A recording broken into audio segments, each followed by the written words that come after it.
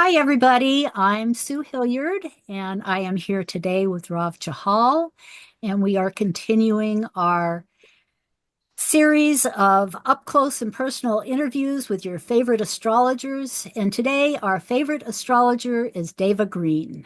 Welcome, Deva. So good to have you here. Thanks so much for taking the time to do this today. Oh, absolutely. Absolutely. So, Deva has been very gracious in allowing us to look at her chart as we talk about her journey with astrology. And so, why don't we just go ahead and dive in? So, why don't we start with what drew you to astrology, Deva, and how does it show in your chart? Yeah, what drew me to astrology, it was always in my environment, and it was a process of really feeling jaded or feeling a disconnection to the more superficial or more surface areas in general. I am very interested in psychology, and so on. And it just fell flat in a lot of ways because I never felt that it really touched upon understanding things in terms of how we can grow from them or the why of it. And you can see that in my chart in terms of the South Node being in Capricorn in the eighth house and um, uh, uh, the moon in the third house and also the Gemini rising, that you can get surface answers to a lot of things or areas that talk about personal growth, but really not focusing on the why of things. And it took time. But it was a process of opening up to it, and it was there when I was ready. And to me, that's the North Node being in Cancer, in the second house, and the moon being in the third, when I felt emotionally secure to open myself up to that and to deepen myself in those ways. The resource was right there. Yeah, David, even that ruler, the ruler of your South Node in Capricorn in the eighth house is, Saturn in Scorpio conjunct that Pluto in the fifth house. So it's sort of like that interest of psychology would have been from previous incarnations as well, right? In terms of wanting to go deeper into the psyche of the soul journey. Like why this human journey? Why just the whole why? Why this particular family, this particular environment? What is my soul wanting to learn through all this? And and we all know, Deva, that you were born into this, of course, because you're carrying the lineage of Jeffrey Wolf Green, and just having that as the platform, just you've, like you said, it was always around you. But that interest in psychology, did you do anything like before kind of moving into astrology full time to do with psychology, like any sort of stuff at school or any books that you maybe have looked at and stuff to do with psychology? Yeah, I wanted to study to become a special ed teacher, Right. and I wanted to work with specifically the parent-child dynamic and children with special needs in terms of those who learn differently and um, who are labeled as perhaps being special needs, but just have a different way of learning that's not supported by the mainstream schools. So I mainly went into school to focus on first psychology, and then I wanted to shift it into more education. Right. And in terms of psychology books, it was more a book that has really impacted me in terms of shifting from more of conventional psychology to more esoteric or to more soul centered or spiritual psychology there's a book called Celtic and the Mythic Way, Healing with Horses. And it's a Oh, really beautiful book about those who also had a background in psychology, and they felt called to work with those who had had who had had emotional trauma, and working with horses to help those souls work through that trauma, and how it opened them up. They would receive through dreams, they would match different people with horses because of temperament, and they just watched this unfoldment for these souls that could have never happened had they not made that shift, or had they not combined that. And right. I felt very much that my shift was mirrored in that when I read that. And so I found it very helpful in terms of the psychological knowledge and the psychological orientation. Wow, I love that. I just bought that book for my sister just Oh, because wow. she's always had horses. But and you work with children now, right? In Right. addition to your astrology practice, right? Right. I work with the younger ones, and it's just so amazing to see their development, and to see how they're especially with this Pluto and Capricorn generation, how they're they're really trying to build their own model, and they're really trying to become their own authority. And it's become this whole culture how it's cool to say no. That's now the norm. Is you say no. And watching their response to their paramental environment. And what I've found too, especially with my sun conjunct Uranus, is a lot of times you have to be really careful how you navigate that. And that's my own personal shift from South Node being in Cap in the eighth to the North Node in Cancer in the second. You have to come at it at a softer space. And with Sun conjunct Uranus, sometimes even though they're younger, you can also be a friend. So you can, hey, little one, I see you're having trouble over there, and I see that you're really frustrated. Is it okay if I come over there and give you a hand, or do you want to do this by yourself? Because at Well, first I would just come over there and I'm gonna help you, and they were like, no. No. So, Yeah, that's I would amazing. imagine that your Cancer moon just wants to mother them and Yeah, yes. right. They were like, no, I'm gonna figure this out without any help. So it was really good shift for me in terms of approaching it from having to be an authority figure, and then all that old training, to more of the softening and learning how to nurture their independence if they felt that they wanted to do these things on their own, or ask. It's almost like you have to ask their permission to enter. Is it okay? Is this wow. okay? And is That's that a, okay if I do this or that? And to yeah, respect their space and to respect the way that they're wanting to develop. And so it was really a growth curve for both concerns. And I that's could feel my, amazing. yeah, Yeah, Dave, you've just probably just given a lot of people watching this, whether they're parents or, working with kids. I have a 1-year-old nephew, and, they're at that point where they're exploring, learning like to walk.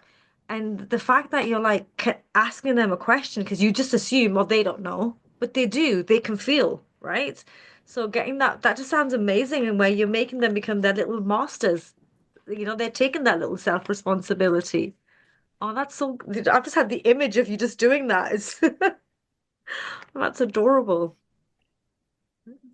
So, it's been really nurturing, and yeah, really insightful in terms of how to decondition, and looking at that sun conjunct Uranus. It's a new approach, right? And it's a new way of navigation. And so it's been really heartfelt in that way. And it's been a way for me to combine what I've learned from evolutionary astrology, and working with these little ones. yeah. That sounds like a brilliant combination. And your sixth house, all of your sixth house service, Mm. you're just so you just seem so excited about, just being there for them. Yeah, that's Yeah. I really am, because it just seems that from what parents have shared with me too, and from my own struggles in school, it's so much of the traditional training that is falling short for so many, and parents are really reaching out for a new kind of support for their children, especially in these times where both parents need to work and there's a lack of emotional availability. And sometimes the best thing you can have is somebody who's emotionally present for their kid when they can't be. yeah. Well, yeah, it's a shame that they can't be, but Right? it's awesome that you can. Mm. So it just gives you these different ways of thinking about it. And um, so much of the time when I was younger, was really challenged. I ended up doing good, but it took a year of me being in homeschool to really access the way that I learned best. And when I did that, I was able to move myself from D's and C's to straight A's. Wow, And that's that was amazing. because I had coaching in terms of, oh my gosh, you're with all the Sag in your chart, the way that they're doing it, you're getting lost. You literally have no idea what they're talking about. So if you see the concept first and you see the outcome, and then you can get the parts. So it was just a matter of working with how I'm naturally put together to learn. And then I could shift back and I could do it in the way they were modeling. So I Well, got a lot of inspiration that way in terms of, you just have that right coach, or you have a means of tuning into your way of doing it, what's going to work best for you, and then you can really flourish. well, Yeah. do I sense another book in the work? Well, we'll save that for later. But that does bring up the fact that you have written an awesome book about the moon. How Mm. fitting for your Cancer moon. You want to speak a little bit about how that came about, and when, and the astrology of it. Yeah, absolutely. That did come about through when I first started working with children, and um, really feeling the emotional shift in myself in terms of how they would respond. That I had really had to keep a careful eye on that Saturn, Pluto, Mars in Cap, South Node in Capricorn. If South Node in Cap in the eighth, if I were to come in with all that modeling of how to do it, so much pressure in terms of you need to be the authority. I can't tell you how many times I heard Wow. that you need to come in and you need to essentially impose your authority on them. And I remember absolutely from the very first second with my sun conjunct Uranus rebelling against that. I was like, absolutely not. I am not here to impose myself in any kind of way Yeah. on somebody else's kid. I mean, I was like, what they want for their kid is what they want, and that's not my role. And I remember having very pointed talks with my bosses about just that if they needed to limit my role, that was going to be fine because I wasn't comfortable. And so what I ended up doing is pretty much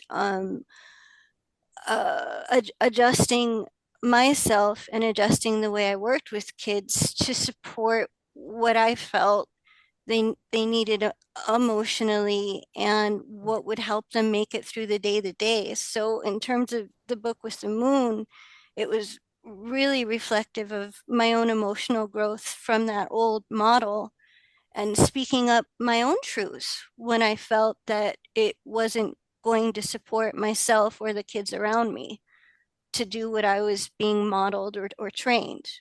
It just I saw the negative effects all too well. Mm. Um, so And it also, really, Deva, oh, go you ahead. are also you're speaking from your own experience as well in terms of what worked for you and what didn't work for you. So you're not just making this up. You're the prime example of this doesn't work and this way does work. And so you went with your intuitive hunch as well. You've got so much intuition in your chart highlighted when it comes to working with others or being with others. So you were just following that gut instinct, and it's interesting because if people just see you and look at you, you're very quiet, you're very shy, but there's a strong essence within you know what's right and what's wrong, and you're someone that can stick to that. And so for you to kind of go, no, that's you overcoming your South Node in Capricorn, right? And kind of going, this is where I have power and this is where I don't have power, but this is where I choose to have power, right? So that's the choice making that comes in that happens with that kind of placement. But yeah, no, that's amazing. So do you have you look at all of the kids' birth charts or just birth information Oh, or when I could, when I felt a strong pull, or if I really felt like, gosh, it would be helpful to have, yeah. if I could gain access to the information, then I would. Yeah. Um, It would definitely, I would think it would give some insight. And is that what helped you to write the book was to see the different, how the different moon signs reacted or, right, in terms of what each little one would need emotionally, yeah, and what would feel best for them in terms of how they could nurture themselves, or where they could, especially at that age, because it's so the trick with 3 and 4, with 3 and 5, is navigating that shift from time with family to time not with family, or to time not with parents, and to feel safe with somebody else outside that environment. So the moon sign can really help in terms of what will help them nourish themselves, or what will help them get through that day to day, or let's say that moment when mom or dad leaves and they're not used to that, and Yeah, what resources you can then have to help them feel secure. that's awesome. And yeah, we're now doing a series of what is it? Evolving the Moon? Is that the Yeah, name of it? That's based on your book. We're doing periodic episodes looking at each moon and how you want to talk a little bit about that between the two of you because you're both doing it. yeah. So yeah, we know that it was originally Jordan's idea, right? In terms of helping promote Deva's book, The Moon and Its Nodes. So I believe where the next episode we're recording is Scorpio, which is quite apt. That's coming up probably next month. So it's just going through the archetype of the moon through the signs and just getting a bit more insight into what they each represent. And we're essentially going through Deva's book, and I'm sure Sue will add the little synopsis at the end of the video in terms of where you can buy this book. But it's fantastic. One of my friends who's not into astrology bought the book because he just wanted to know more about his moon sign. And then he's been finding out about other people's moon sign and looking through it because it does give you insight. You don't need to know anything about astrology, even if you've got no interest in astrology. It just gives you those archetypes in terms of how a moon in Aries will operate, right? And all the various different moon signs. So it's a great resource. And I love the book. It's one of my go-tos now for, just to get a quick little, right, let me just get a little summary of what's this moon sign is doing. So yeah, so that's every we try to do it monthly. I know the last couple of months has been a bit life has happened. Yeah. But the next one is Scorpio should be coming up soon. Yeah, we've skipped a couple of months, I think, in there, but we We always get needed a back to variety. it. I think the world needs a break, and all the panels The needs a break. planets need a break too. Yeah. So Um, I'm just curious how long it took you to write the book. mm, Oh my goodness, it was a off and on project, I would say, that went for about 7 years. wow. It was spurts and when I had time and over summer break. Wow. Yeah. Well, that's a Saturn cycle, no? So Yeah, hey, exactly. the That work. was just thinking the same thing. Thank you, Saturn. Yes. Manifesting, yes. And that reminds me, I noticed that Saturn is pretty prevalent in your chart. I mean, with your South Node, your in Capricorn, your Mars in Capricorn, your oh, let's see, Pluto conjunct Saturn, so it's fitting that Saturn guided you to writing about the moon, and bringing you to your North Node and your moon and your own moon. Mm, yeah.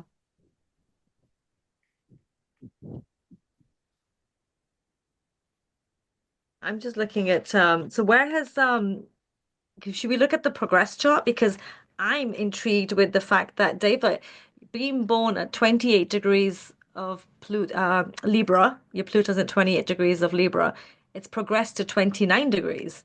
And, and we know in EA, 29 degrees is a closing cycle, especially when it comes to the planets. I just want to know what do you feel in this lifetime that 29 degrees progressed Pluto is representing in your life?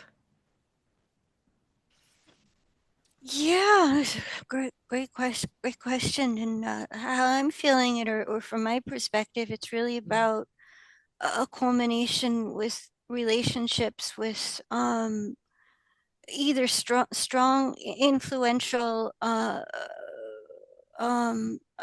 authority types or Saturn types, Mm, where it was always, I mean, from my dad, from the minute I stepped into the work, there was mm, always this message of, yes, here's a template, but ultimately you're going to need to find your wings. You're going to need to find your own voice in this. And the only one who can do that is you.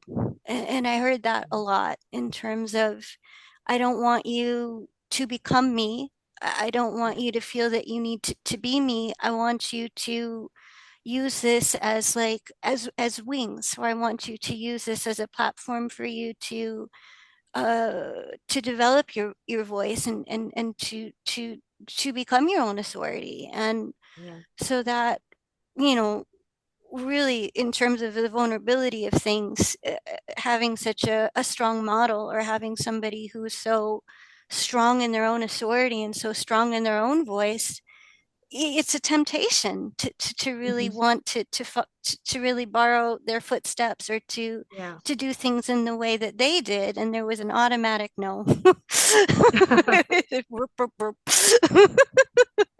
David, Gotta that do it South my Node own in way. yeah, but that South Node in Capricorn, of course, you were going to come into a father figure that was strong in his own field, who had kind of set that who had brought evolution astrology to the world. And you didn't choose an easy father, huh? Like an easy platform to start from. But no, honestly, Yeah. I actually, and I've known you for a number of years. My first reading was with you, Deva. Um, and I've personally seen the growth and just the confidence, and you do have your own way, and it works. It really does work, and you're intuitive in your own right, and you're a fabulous astrologer. Like honestly, that the stuff I learned to this day from you, it's amazing, and you're doing Jeffrey proud for sure. Oh, Yeah. thanks very much. And this That progressed moon, sorry, is at 23 degrees Capricorn. Is that correct? Yes. this chart is the progressed new moon that Deva had a All little right. over a year ago, and it just kind of to me illustrated how Saturnine, Mm. her whole story is. I mean, the new moon on the south node of Saturn, and if there's anything that you want to reflect about that, we can go there, or also, I mean, the other part of it is that Mercury is also in Capricorn, and I had noticed natally that your Mercury is out of bounds. So it's, a little removed from authority, perhaps. And now it's by progression, it's retrograde, and it's coming back to meet the sun there. So if there's anything in that you'd like to jump on, please do. Oh no, no, absolutely. Also in terms of that 29-degree Capricorn, I feel that I've met some powerful either older father figures or teacher figures who in a true fifth house Pluto fashion, who really had a strong sense of who I should be, or how I should be actualizing what my creative gifts are. And I had to come back with a Mercury retrograde message of, that's not me. And Mm. even though that's what you see in me and you see that as a potential, I'm really going in a very different direction this time around. So it's almost like I Mm. have to revisit those things to close a door that way, and to not fall into that step of going into somebody else's shoes. Mm. And that was a really strong pattern that really had to be, objectified, or that really had to be worked with, so that I didn't keep recreating this. Gosh, I find myself here again and really in the mud. And here's this towering authority figure who I really don't want to have anything to do with anymore. Wow. And I'm like, yeah, that door is closing. I'm sorry. This time around, the door, because it was almost like this, like, if you would just be that, I would be so happy. And my Libra energy was just killed. I was like, no. I was like, I can't. And my Saturn energy, it was like, I can't. A lot of it was that I can't do it for the other person. I need to do it for me. you That's know. Yeah. interesting because the Capricorn is the boundaries that you're putting up, right? And that Libra archetype, it's interesting because when I look at the birth charts, Dava, I try to pick up a theme. And for yourself, I had actually written a lesson in this lifetime is self-worth and self-reliance, but meaning self-responsibility, knowing that you can trust yourself. You don't need to rely on others to tell you what to do.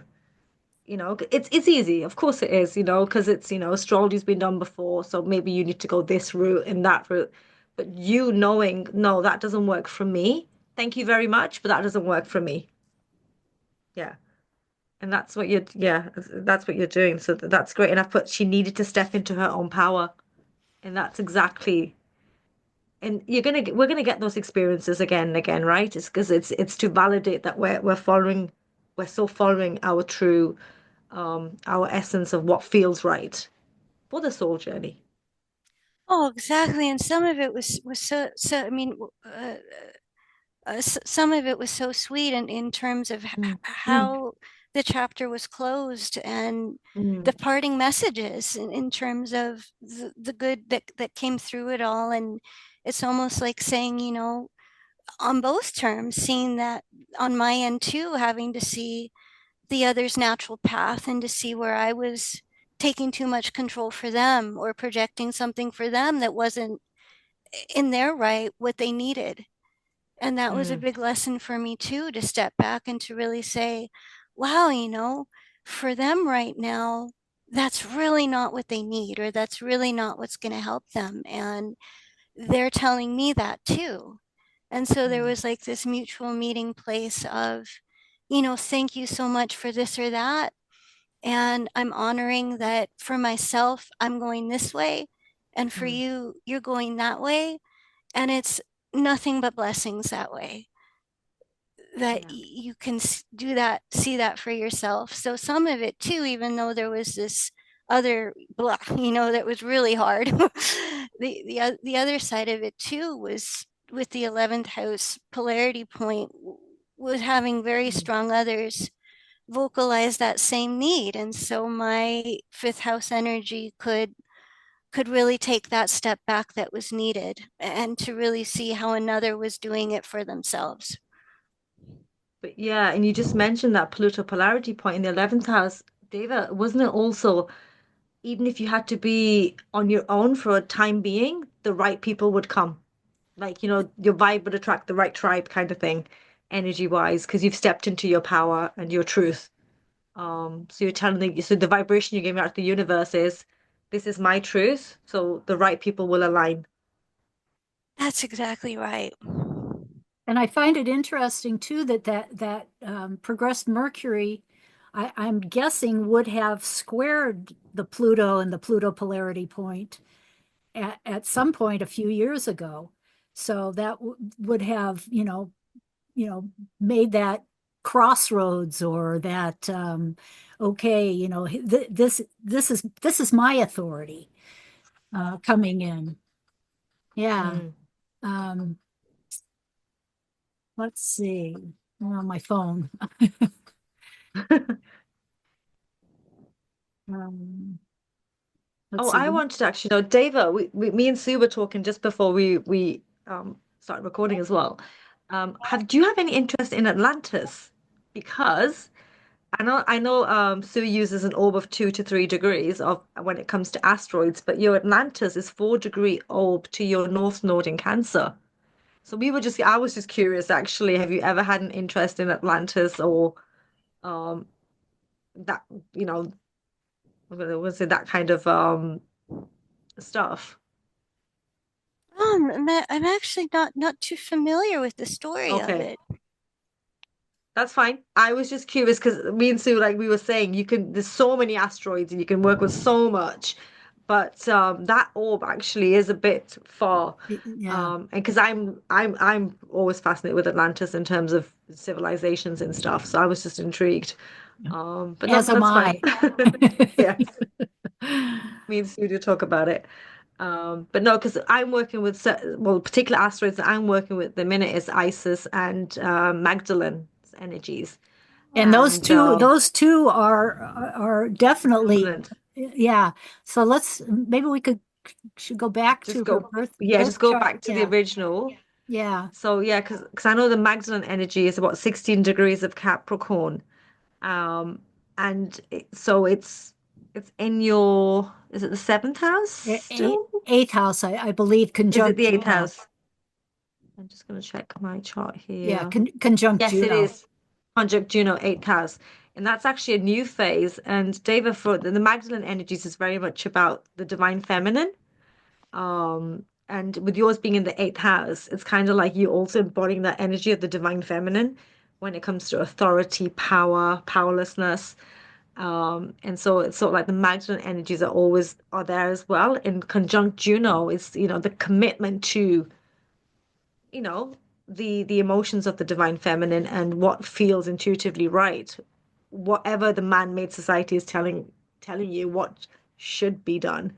It's embracing that intuitive knowledge. And even Isis actually is the energy of Isis is about, for me, it's about remembrance. So we're remembering and we're putting together what's been fragmented in the psyche. That's how I see Isis energy. And for her, at 9 degrees of Aquarius, she actually conjuncts your south node of Neptune at 9 degrees. Exactly. So it's sort of like you're bringing back, it's sort of like stuff that's been fragmented or disassociated from past life, I would say, to do with spirituality. You're bringing it back into this incarnation. So again, for me, that's intuition, following what feels right to yourself. Ninth house to do with beliefs, your philosophy, and being your own teacher essentially, and not following other people's teachings. So that's how I looked at that archetype. And that sure goes But with yes, what Deva was describing as her yeah, path, and it fits right in with the Cancer moon, which Yeah. I've Yeah. I always admire people with Cancer moons. I just think it's such a special placement. It's so uh sensitive and just so nurturing and open and just, hugging, it's just like giving a So, hug to the world. to tell you something funny, my moon is 25 degrees Capricorn, so it's right on top of Deva's Mars, and so it's opposing Deva's natal moon. Wow.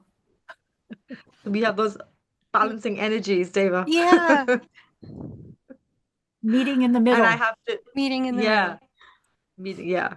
And it was Deva's reading that I had with Deva many, many years ago now that made me go, I need to learn this material. I need to do evolutionary astrology. And your Mars would actually sit on in my 10th house. So you were one of the main guiding forces for me to do this work. Awesome. Awesome. Let's see. Shall we look at the combination of the progressions and the transits? Let's do that, see what's happening. Oh, wrong way. Let's Wrong see. way. Let's see. Is there anything about today's chart that we want to bring in before we?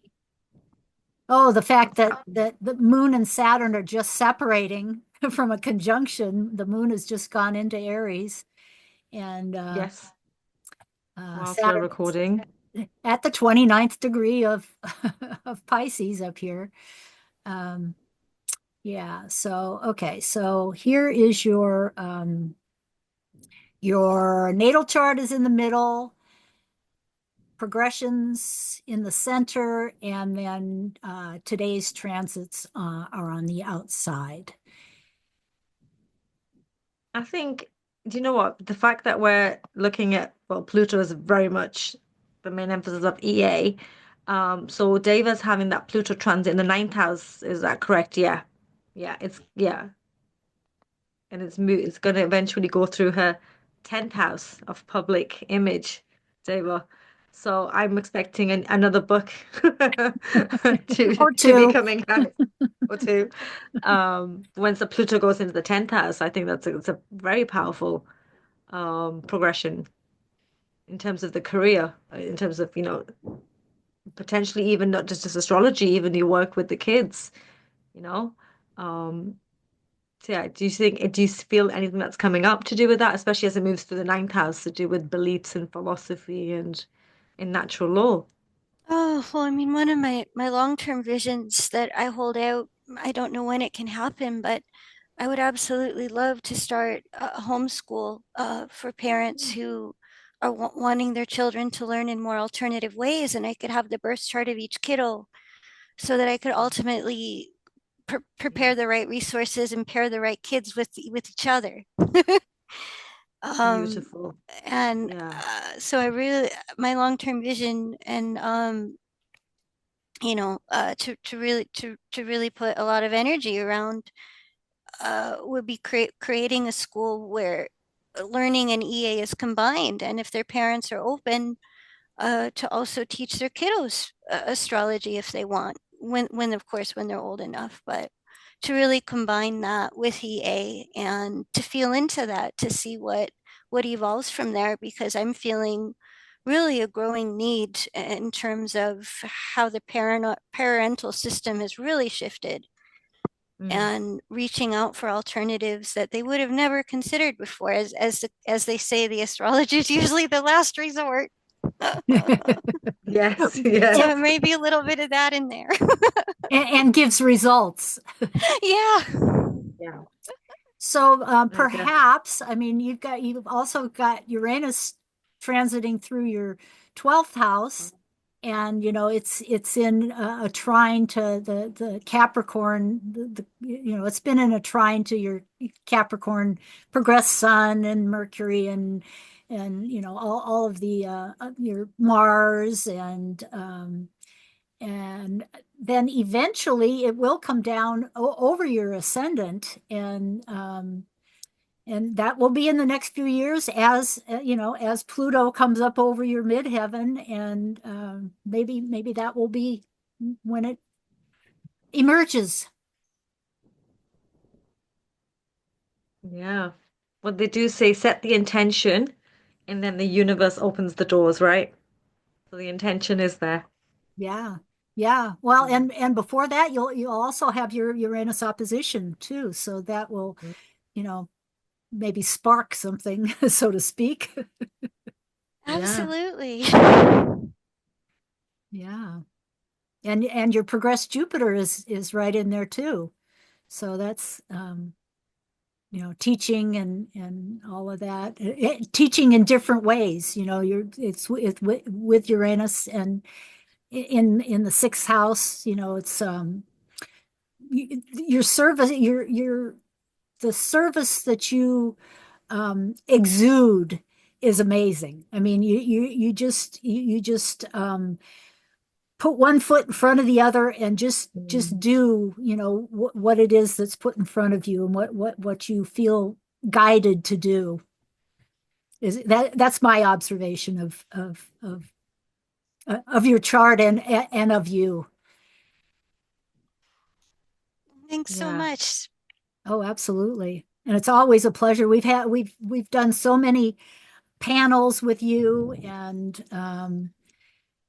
you're the contribution that you've made to the EA Zoom meetings has been voluminous.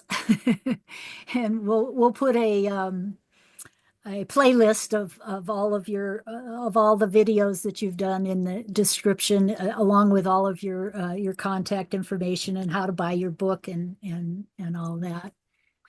But Uh, on that note, Sue, I think anybody that's new to the channel, EA Zoom, there's so many years of material. And honestly, Dava, you've done so many videos in terms of teaching EA, just the basics and to grasp how to work with EA. There's so much resource there. That's free.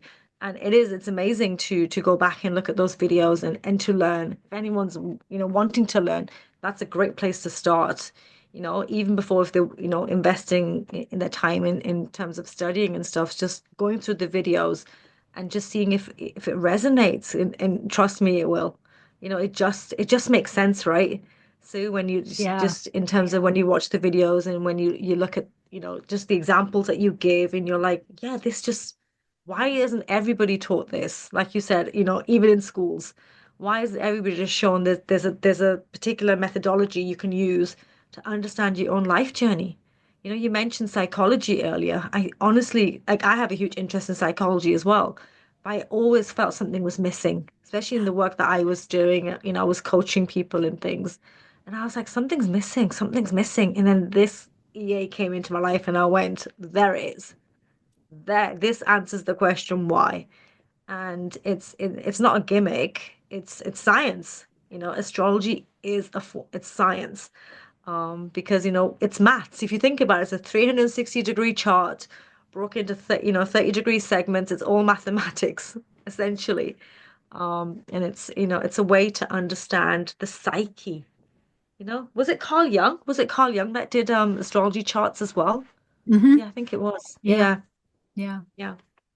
Yeah, and I, But yeah, you know, so I think I think about all the different series that we've done, of Uranus through the houses and signs, and um, I don't remember what all they were, but I know you'd finish one, and Linda would come up with another one. And on that note, I was looking. I don't know if you looked at this, but the EA Zoom meetings chart, eh, um, with yours is fascinating, because look at all the Sag. I mean, well, first of all, look at all the Virgo, which kind of speaks to the service that we provide. But also look at all the Sag, and Yeah. how it fits right into your chart. I mean, and how you've been the the face of a lot of the EA Zoom meetings. Mm. Do you know what, Sue? I like the fact that the Uranus is retrograde in this chart in Aries. I think that's brilliant. Mm. Uranus ruling astrology, and what we're doing is we're relearning, you know, something Yeah, that's and doing natural. it our It's own way, yeah. as Linda said. And the other thing that she said is we've all been together before. We're just, coming back together and doing it again in a different way because I mean, the Neptune is, conjunct the South Node retrograde, and then Mercury, the ruler of the North Node, is conjunct the North Node. I mean, it's just. I love this chart. I look at it every once in a while. I look at it and go, "Wow, this is." I mean, the time was ripe for this to happen when she did it, and I'm just so grateful. And isn't it a Scorpio ascendant? Of course it is. Yes, it is. Yeah, yeah, with Juno right there on the ascendant too. I mean, A commitment to the Pluto journey. yeah, yeah, yeah, and Pluto right there, right smack dab in the middle of Capricorn. Yeah, in the third house. Talk Hmm. about learning and information being Yeah, shared. yeah. Um, but yeah, beautiful. Can't make it up, right, Sue? Nope. Honestly, when you do stuff like this, you just anybody could go back to a certain event in their life, just look at the date and the time and do a chart. It'll tell you a story. It will tell you a story. Yeah, yeah. Well, let's see. I'm going to stop the share and I'm going to ask you. We both, Rob and I, suggested projects for you, and I'm just curious if you have any astrology related projects that you're actually involved in at this point that you'd like to talk about. I guess mainly what's up right now is people who are desiring to become certified and feel that they need more support in learning what's in the certification course. So it's thinking about different ways to help those who are interested learn what's in the certification course so that ultimately they can become certified, or if that's not their goal, if it's more for personal growth, that they feel that they can really get their hands on it, or that they can really use it in a meaningful way for themselves. So thinking of different ways to support those who are really wanting to delve deeply into EA, whether it's for personal growth or certification or both. And this is with the School of EA, right? Yeah. Yeah. Okay, we'll put a link to that in the description as well. And you are doing mentorship, a mentorship program with that, right? Yeah. Awesome. Yeah. Well, on that note, I'm going to ask my question. I know you mentioned the book earlier, Deva, that to do with psychology. But one of my favorite questions is because I work in a bookstore and my life is surrounded by books and I just love learning, to be honest. Are there any books that you would recommend? They can be astrology books, but I usually say apart from astrology books, but that has made an impact in your life that you think, the audience would enjoy reading. One that's really impacted me is called Organic Spirituality. And it's really a beautiful book. I believe the author is Nicki. What's the last name? Can't remember her last name. Nicki Taylor, I believe.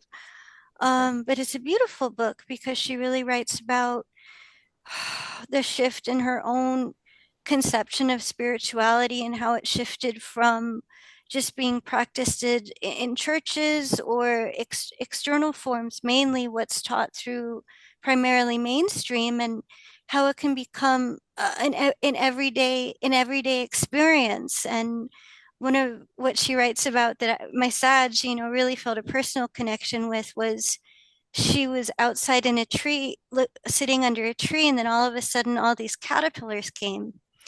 And she really felt that she was also connecting to spirit or source through those caterpillars as much as she had felt as in church that day.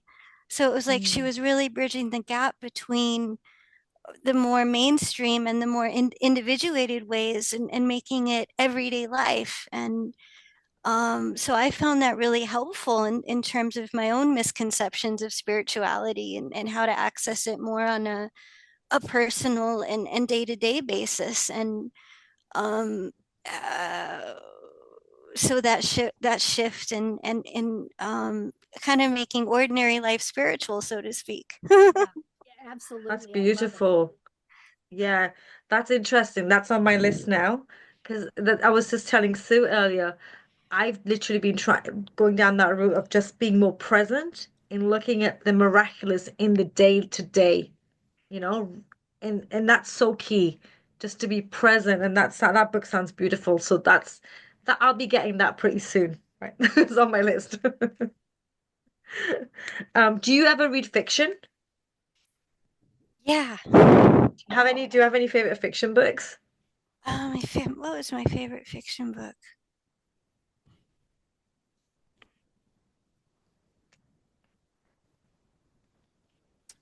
Oh gosh, I'm thinking back to when I was younger. Oh gosh, I was probably in first or second grade. My first favorite book, The Boxcar Children. I think I Okay. read every book in this series. Also, when I got a little bit older, Anne of Green Gables. Oh my gosh, I love that. I don't recall reading that. I think I'm gonna pick it up because we do sell it a lot in my bookstore, and I'm always Oh, looking at it like, because you know the time in the world. But Anne Green Gables, I'm gonna have a look at that one because you're the third person that's mentioned that, and maybe that's a sign for me to pick it up. Yeah. Yeah, that's cool. Okay, well, I'll ask my favorite question that I like to ask to wrap up, and that is, what do you do in your spare time? oh gosh, when I'm not doing something, I'm in nature. You'll find me on the hiking trails. Awesome. Awesome.